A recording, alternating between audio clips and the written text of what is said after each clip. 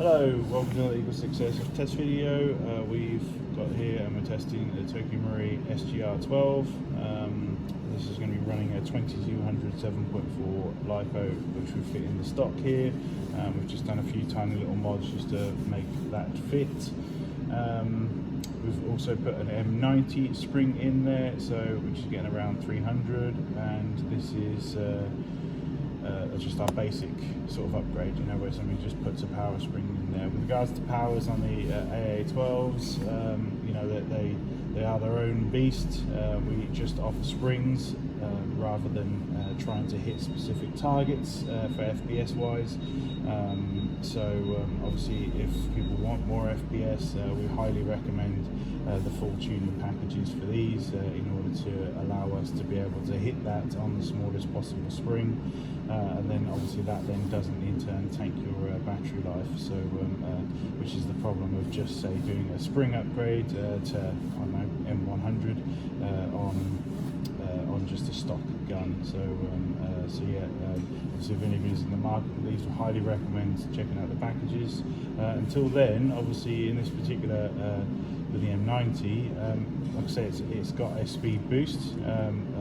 It's on there overstocked. The spring is there. We do find it's quite complicated measuring these. It's 3 barrels. Also, the more you apply hop, the more it holds the BBs in place, which the more it generates FPS behind it, the higher the FPS goes. So they can give some false positives in terms of low FPS when they're actually high. So like I said, with regards to the AA12s, we just put the spring in and the FPS is what it is.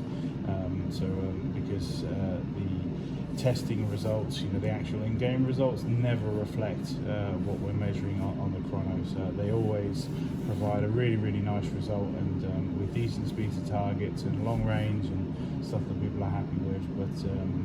But any problems, obviously, once you've skirmished it for a bit, you know, it is quite a basic package, and we can work on those in the future. We're going to get some testing done now just to make sure it's all working.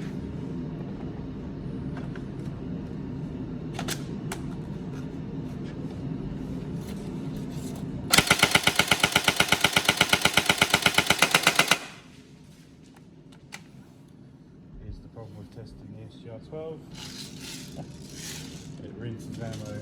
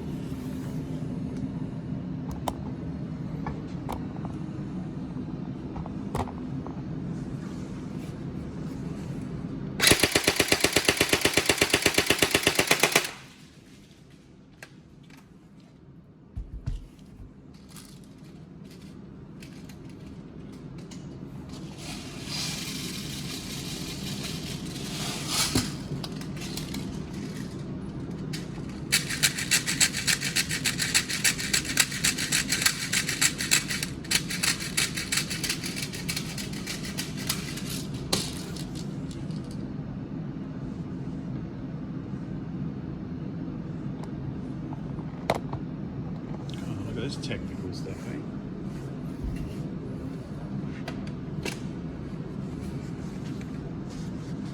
Steven Spielberg.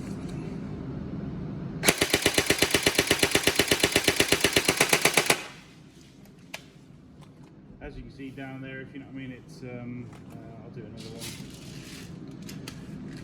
It's obviously relatively tight groupings, bearing in mind this hasn't actually had the straight arm mod to it, so you can see at 14 meters it doesn't have a massively widespread even stock.